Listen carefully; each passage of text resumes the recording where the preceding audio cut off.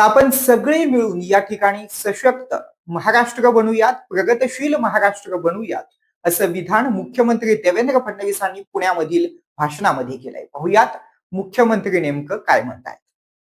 पण ज्या संविधानाने अधिकार दिले त्याच संविधानाने आपल्यावर काही कर्तव्य देखील टाकले आहेत, काही जबाबदाऱ्या देखील टाकल्या आहेत. त्या जबाबदाऱ्या पूर्ण करण्याचं काम हे तुम्हाला आणि आम्हाला करायचं आहे.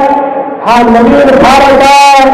20 वर्षानंतर विकसित भारताचा कल्पना मोदींनी काय नाही त्याच्याकरता विकसित महाराष्ट्राचा कल्पना आपण सगळे मिळून जगणार आहोत आणि तुमच्या भरोशावर येत्या 20 वर्षामध्ये विकसित महाराष्ट्र आपण तयार करणार आहोत. एक असा महाराष्ट्र जो खरा राहणारा, सर्वांची स्वप्न पूर्ण करणारा, समतेचा महाराष्ट्र, प्रगतीचा महाराष्ट्र, पुनर्जागणारा महाराष्ट्र, आमच्या जीवनाचे स्वप्न त्या स्वप्नांना बळ देणारा, त्यांना कुंभ देणारा महाराष्ट्र हा आपल्याला तयार करायचा